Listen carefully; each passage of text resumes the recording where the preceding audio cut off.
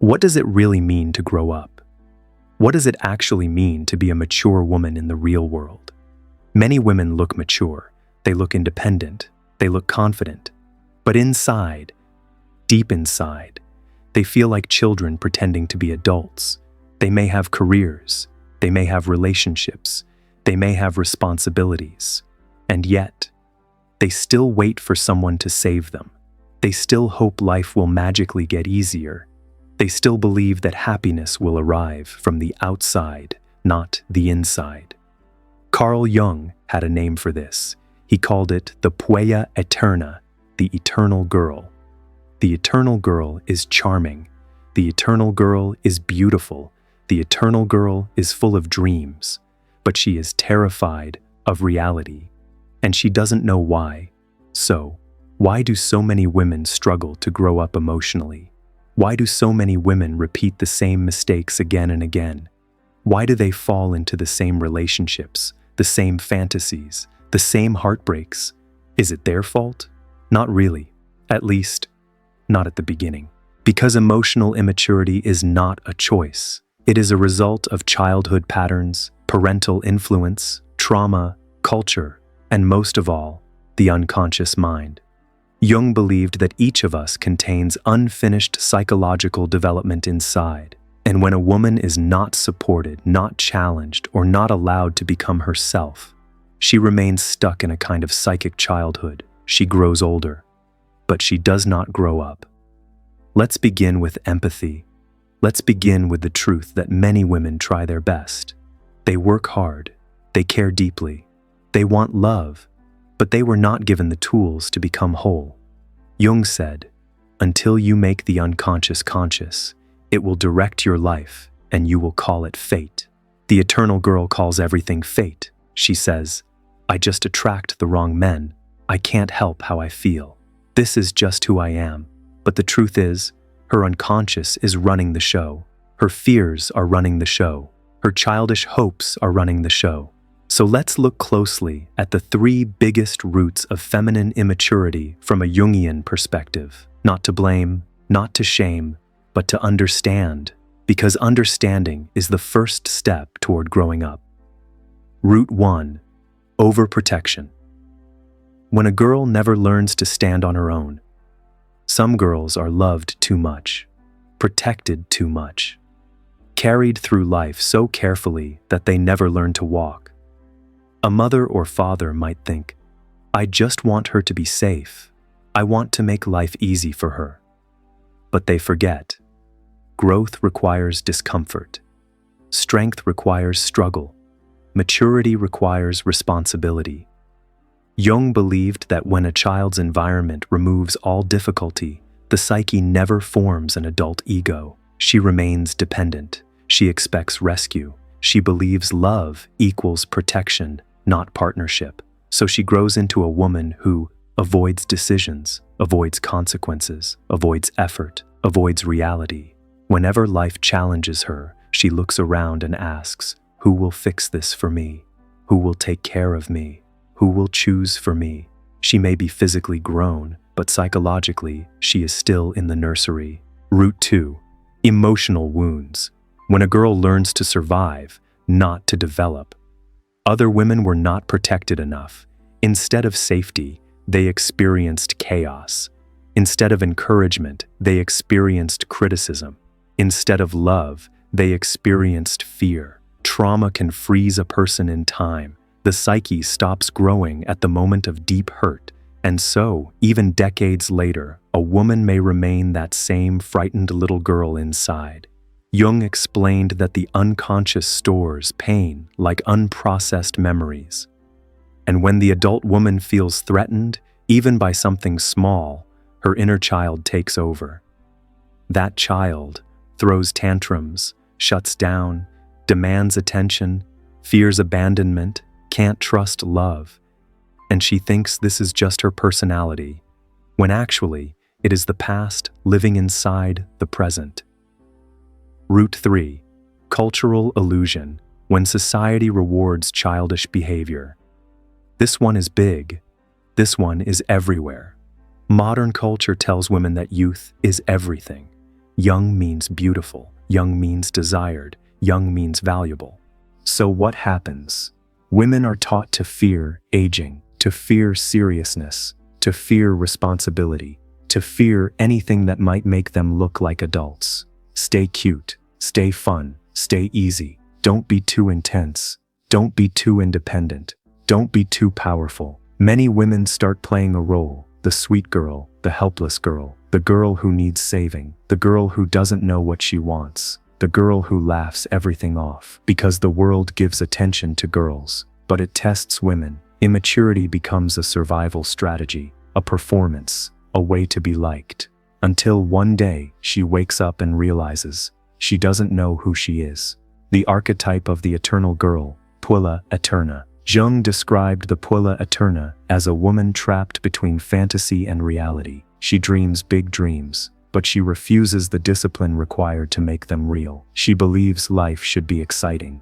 Relationships should be magical. The perfect partner will complete her. Things should come easily if they are meant to be. If something requires effort, she loses interest. If responsibility shows up, she runs away. If a relationship becomes real, she disappears. The eternal girl wants love, but fears intimacy. She wants freedom, but fears consequences. She wants admiration, but fears criticism. She wants to stay young forever, because adulthood means confronting the shadow. Enter the shadow, the part of her she refuses to see. Jung said that every person has a shadow, the hidden parts of ourselves that we deny. For the immature woman, her shadow contains qualities she secretly has but does not allow: ambition, assertiveness, anger, ego, independence, discipline, power. These qualities feel unfeminine to her. They feel scary. They feel selfish. So she hides them, rejects them, pushes them deep down.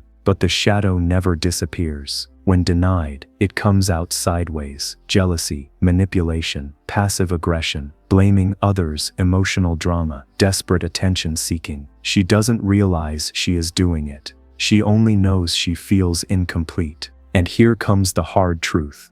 A woman who never faces her shadow, never integrates her strength. She wants the world to adjust to her. She wants people to make her happy. She wants a partner to give her purpose. She waits, and waits, and waits, for someone to become the adult she refuses to be. That is the tragedy of the eternal girl. She believes she is the heroine, but acts like a princess waiting in a tower. But here is the hope. Jung never said the eternal girl is doomed. He never said she cannot grow up. He never said she must stay stuck. In fact, he believed the deepest immaturity hides the greatest potential. Inside the eternal girl is creativity, imagination, passion, sensitivity, intuition, a wild and brave spirit, a destiny that only she can fulfill. She is not small. She is not weak. She is not broken. She is simply unfinished, and the moment she chooses, truly chooses, to confront her shadow, to face reality, to take responsibility, she stops being a girl. She becomes a woman, a real woman, a whole woman, a woman who can love and lead her own life. But to reach that stage, she must finally ask herself, what part of me have I refused to grow? Now that we understand where emotional immaturity comes from, the childhood patterns, the traumatic memories, the cultural rewards, we can look at how this immaturity appears in everyday life. Because the eternal girl doesn't always look immature. Sometimes she looks impressive. Sometimes she looks confident. Sometimes she looks like she has everything under control. But the signs are there. Small signs, subtle signs, hidden signs. Carl Jung believed that our behavior is the best window into the unconscious. If a woman is stuck in psychological childhood, she will show it, not in what she says, but in what she does. So here are 12 Jungian signs that a woman has not yet grown up emotionally, not to judge her, not to shame her, but to understand the truth that she may be too scared to face. Sign 1. Fantasy over reality. An immature woman believes life should feel like a movie. She believes love should be a fairy tale. She believes happiness should come without effort. If something requires work, she says, this isn't right. If it's meant to be, it should be easy. Fantasy becomes her comfort zone. reality becomes her enemy. Sign 2. Fear of responsibility. Jung emphasized that maturity requires carrying one's own fate, but the eternal girl wants someone else to carry it for her. She avoids choices and commitments. She avoids consequences. She avoids long-term plans. She wants freedom, but she doesn't want accountability. She wants the benefits of adulthood, but not the burdens. Sign 3. Emotional dependence. An immature woman does not know how to support herself emotionally. She needs constant reassurance. She needs constant attention. She needs someone to fill her emptiness. She says she wants love, but she actually wants caretaking. Jung would say her ego is too fragile to stand alone. Sign 4. Drama as communication. When she feels hurt, she cannot express her emotions directly, so she creates chaos, tears, tantrums, silent treatments, passive aggression, not because she wants to be cruel, but because she has never learned a mature language for her pain. Her inner child speaks for her. Sign 5. The savior fantasy. The eternal girl believes a perfect partner will solve everything. He will fix my life. He will take care of me. He will make my dreams come true. She doesn't look for a partner. She looks for a hero. But a real relationship requires equality, and equality requires adulthood. Sign 6. Fear of boredom. Immature women crave excitement. They chase highs. They chase novelty. They chase anything that feels like magic. Routine feels like death. Responsibility feels like a trap. But real growth happens in stability, and stability terrifies her. Sign 7. Avoidance of the shadow. Jung said the shadow contains our unaccepted truths, but the eternal girl refuses to look inside. She avoids feedback. She avoids self-reflection. She avoids anything that shows her flaws. Her motto is, if I don't see the problem doesn't exist. But it does exist, and it grows. Sign 8. Identity built on approval. The immature woman needs others to tell her who she is. She changes her opinions depending on who she is with. She changes her style to chase validation. She asks the world, am I worthy? Am I enough? Do you like me? Because she does not yet like herself. Sign 9. Jealousy of other women. The eternal girl fears being replaced. She fears any woman who is more confident, more successful, more admired, more secure. Her inner child whispers, if someone else is special, I am nothing. So she competes. She compares. She becomes resentful instead of inspired. Sign 10. Fear of aging. Youth is her currency. Attention is her fuel. As she grows older, she feels the ground beneath her cracking. What if no one wants me anymore? What if I lose my charm? What if I have nothing else to offer? Because she has spent years building her identity on an illusion that staying young equals staying loved. Sign 11. Blaming the world. When things go wrong, she looks outward, not inward. It's his fault. It's their fault. It's fate. It's bad luck. It's the universe against me. She refuses to see the role she plays in her own suffering. Jung wrote that a person who rejects responsibility becomes owned by the unconscious, and she doesn't even know it. Sign 12. Fear of becoming herself. This may be the saddest sign of all. Deep inside, the immature woman has enormous potential. She is creative. She is sensitive. She is powerful. She is capable of transformation. But her gifts are buried under fear. Fear of failure. Fear of effort. Fear of independence. Fear of becoming the woman she was meant to be. She knows she has a destiny, but she hopes destiny will come find her instead of her finding it. So what does this all mean? When Jung talked about the puella eterna, he wasn't saying these women are shallow. He wasn't saying they are hopeless. He wasn't saying they are bad. He was saying they are unfinished. They are stuck in psychic childhood. And childhood is not a sin, but staying there forever, that is a tragedy. Because a woman who never grows up, never learns who she truly is. She suffers. Her relationships suffer. Her dreams suffer. Her life becomes a cycle of running away from herself. And the longer she runs, the harder it becomes to stop. But here is the turning point. Maturity is not a destination. Maturity is a decision to face reality, a decision to take responsibility, a decision to meet the shadow, a decision to grow. And every woman, absolutely every woman, can make that decision. The eternal girl does not have to stay eternal. She can evolve, she can expand, she can transform, she can become someone she is finally proud of. And not because someone saved her, but because she saved herself. A woman doesn't grow up just because she ages. A woman doesn't grow up just because she moves out. A woman doesn't grow up just because she gets a job or enters a relationship. A woman grows up when she chooses to, when she finally decides that her life is her own, when she stops waiting and starts becoming. Carl Jung believed that emotional maturity is not something we receive. It is something we create. It is a journey, a transformation, a psychological rebirth. This journey has a name in Jungian psychology: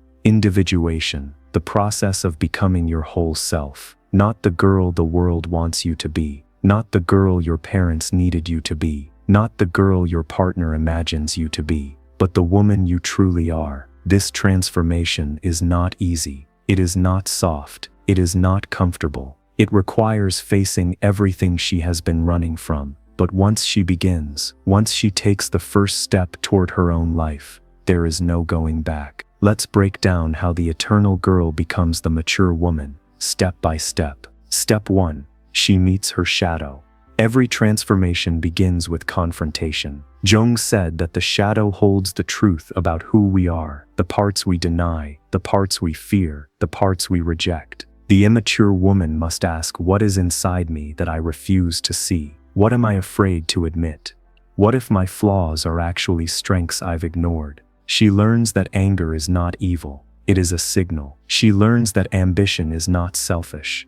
It is purpose. She learns that independence is not cold. It is strength. She stops blaming the world. She looks inward. She says, I am responsible for my life. This is the moment childhood ends. This is where adulthood begins. Step 2. She breaks the savior fantasy. The eternal girl waits for someone to save her. The mature woman saves herself. She stops expecting a partner to complete her. She stops expecting friends to motivate her. She stops expecting family to fix her. She realizes that love is not dependency. Love is not rescue. Love is not escape. Love is a meeting of two whole beings, not one adult carrying one child. The day she says, I will build my own stability, is the day she becomes capable of real love. Step 3. She chooses purpose over pleasure. Immaturity chases excitement. Maturity builds meaning. The eternal girl dislikes routine. She fears commitment. She wants big dreams without small steps. But Jung taught that real transformation happens in discipline,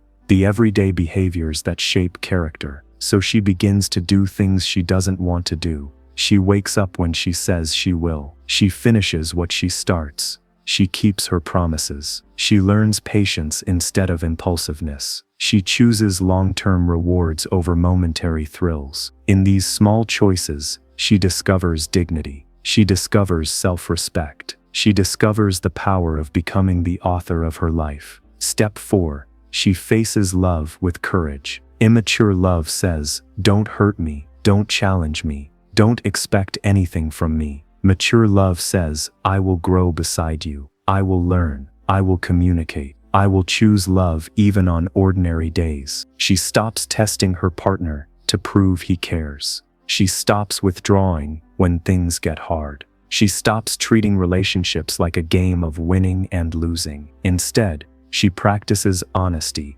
empathy, boundaries, accountability, commitment. She realizes love is not magic. Love is work. Love is worth it.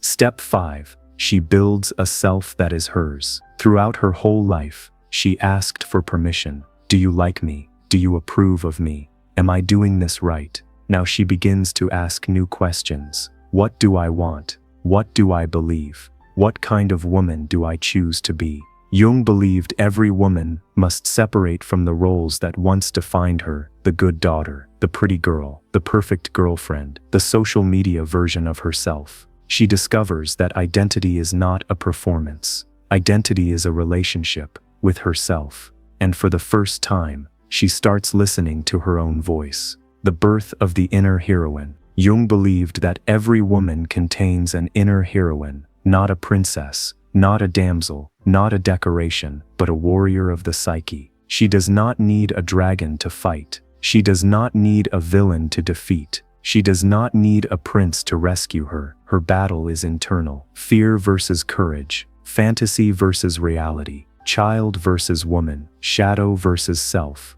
Individuation is a heroic journey, a journey of claiming inner power, a journey of saying, I am enough, I am capable, I am here to live my own life. That is when something extraordinary happens. She stops running away from responsibility and runs toward it. She stops being afraid of growing up and starts to enjoy it. She stops measuring her value by youth or beauty and discovers a deeper source of worth: the woman she becomes.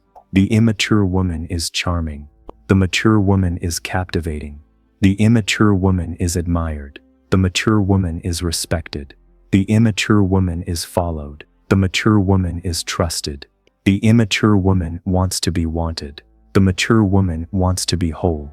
When she finally grows up, she becomes grounded instead of anxious, powerful instead of passive, disciplined instead of chaotic, secure instead of jealous, resilient instead of fragile, aware instead of lost. She no longer needs to be the eternal girl, because she has become the eternal woman. A woman connected to her voice, a woman connected to her purpose, a woman connected to her soul. Her life stops being a story of waiting. It becomes a story of choosing the final truth. There is nothing wrong with the little girl who lives inside her. She does not need to kill that part of herself. She does not need to abandon joy, spontaneity, wonder, or softness. She simply needs to grow the rest of her. She can keep her dreams. She can keep her spark. She can keep her sensitivity.